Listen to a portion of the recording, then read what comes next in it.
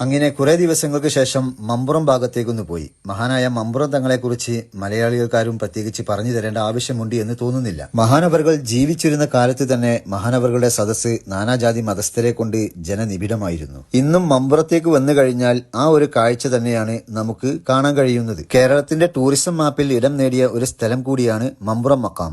അധിനിവേശ ശക്തികൾക്കെതിരെ പോരാടിയ ഒരു യോദ്ധാവ് കൂടിയാണ് മമ്പുറത്തെ തങ്ങൾ. മമ്പുറം മക്കാമിന്റെ തൊട്ടടുത്തുണ്ടായിരുന്ന പഴയ പള്ളി പൊളിച്ച് ഇന്ന് നവീകരണത്തിന്റെ പാതയിലാണ്. ഇനി പള്ളിക്ക് മുന്നിലൂടെ കാണുന്ന ഈ ഒരു സ്ഥലത്തുകൂടെ മുന്നോട്ട് പോയി കഴിഞ്ഞാൽ നമുക്ക് നേരെ കടലുണ്ടി പുഴയുടെ അടുത്തേക്കെത്താം. ഒരുപാട് ചരിത്ര സംഭവങ്ങൾക്കും പോരാട്ടങ്ങൾക്കുമൊക്കെ വേദിയായിട്ടുള്ള അല്ലെങ്കിൽ സാക്ഷിയായിട്ടുള്ള ഒരു പുഴയാണ് ഈ ഒരു കടലുണ്ടി പുഴ എന്ന് വേണമെങ്കിൽ പറയാം. ആ കാണുന്ന പാലത്തിലൂടെയായിരുന്നു മമ്പുറം ഭാഗത്തേക്ക് ആളുകൾ പ്രധാനമായിട്ടും വന്നിരുന്നത്. പുതിയ പാലം വന്നപ്പോൾ അതിന്റെ പ്രാധാന്യം കുറഞ്ഞുപോയി. പുഴയുടെ ഈ ഭാഗത്തൊക്കെ കുറെ പടിക്കെട്ടുകളുണ്ട് പുഴയിലേക്ക് ഇറങ്ങാൻ. അത് 1921 എന്ന സിനിമയിൽ കാണിച്ചിട്ടുണ്ട് എന്ന് ഒരു റീല് കണ്ടപ്പോൾ മനസ്സിലായി. ഇനി ഈ കാണുന്നതാണ് തിരൂരങ്ങാടി പള്ളി, അതായത് മലപ്പുറം ജില്ലയിലെ ആദ്യത്തെ പള്ളി. ഹിജറ 83 ഈ പള്ളി നിർമ്മിച്ചത് എന്ന് പ്രബലമായിട്ടുള്ള അഭിപ്രായമുണ്ട്. ഈ കാണുന്ന പുതിയ പാലം വഴിയാണ് ഇപ്പോ പ്രധാനമായിട്ടും ആളുകൾ മമ്പുറം ഭാഗത്തേക്ക് വരുന്നത്. ഖിലാഫത്ത് പ്രസ്ഥാനത്തിന് നേതൃത്വം കൊടുത്തിരുന്ന നെല്ലിക്കുത്ത് ആലി മുസ്ലിയാർ ഈ ഒരു പള്ളി കേന്ദ്രീകരിച്ചാണ്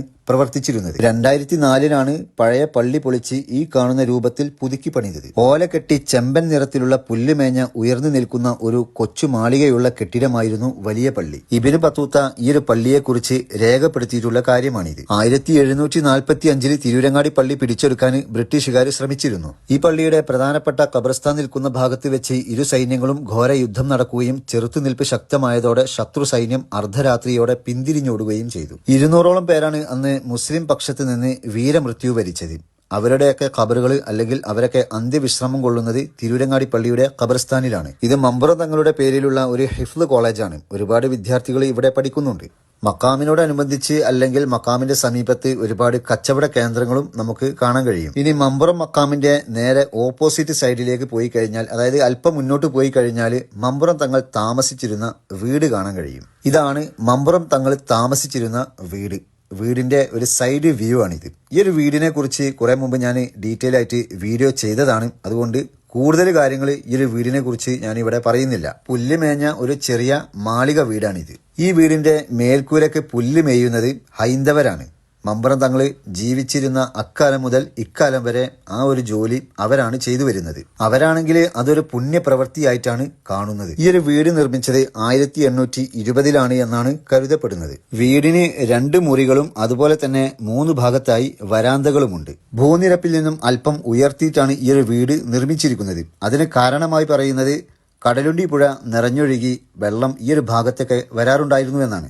മുറികളൊക്കെ വളരെ ചെറിയതാണ് എന്ന് പറയാം. അതുപോലെ തന്നെ മേൽക്കൂരകൾക്കൊന്നും വലിയ ഉയരമില്ല. മാളിയേക്കൽ തറവാട് എന്നാണ് ഈ ഒരു വീടിന്റെ വിളിപ്പേര്. ഇനി ഈ കാണുന്നത് മമ്പുറം തങ്ങൾ വുളൂ ചെയ്യാൻ ഉപയോഗിച്ചിരുന്ന ഒരു ചെറിയ കെട്ടാണ്.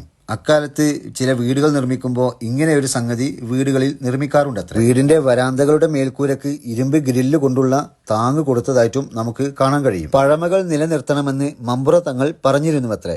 അതുകൊണ്ടാണ് ഈ ഒരു വീട് ഇന്നും പഴമ നിലനിർത്തിക്കൊണ്ട് സംരക്ഷിക്കുന്നത്. മലപ്പുറം വേങ്ങര ചേറൂരിലെ ചാക്കീരി കുടുംബമാണ് ഇന്നും വീട് മേയുന്നതിന് മുൻകൈയെടുക്കുന്നത്. പുര മേയാനുള്ള പുല്ല് ശേഖരിക്കുന്നത് ചേറൂരിൽ നിന്നാണ്. വീട് മേയാൻ ഉപയോഗിക്കുന്നത് ഓലയും പുല്ലുമാണ്. ഈ ഒരു വീട് മേയുന്ന ദിവസം രാവിലെ 7 മണിക്ക് പണി തുടങ്ങി ഉച്ചയാകുമ്പോഴേക്ക് പണി പൂർത്തീകരിച്ച് കടലുണ്ടി പുഴയിൽ കുളിച്ച് ഭക്ഷണം കഴിച്ചിട്ടാണ് വീട് മേയുന്ന സംഘം മടങ്ങുന്നത്. ഇതൊരു പക്ഷേ മമ്പുറം തങ്ങളുടെ ഭാര്യയ്ക്ക് വുളൂ ചെയ്യാനുള്ള ഒരു കെട്ടായിരിക്കാം. വീടിന്റെ അകത്തെ മേൽക്കൂരക്ക് ഉയരം കുറവാണ്.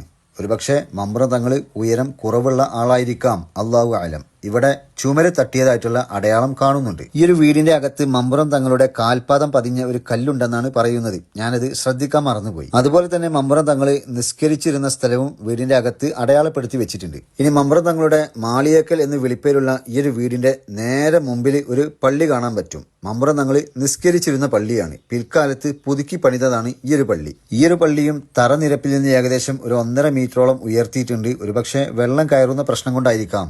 ഇപ്പോ ഇതൊക്കെ തന്നെയാണ് പറയാനുള്ളത്. ഇൻഷാ അല്ലാഹ് നമുക്ക് വീണ്ടും കാണാം.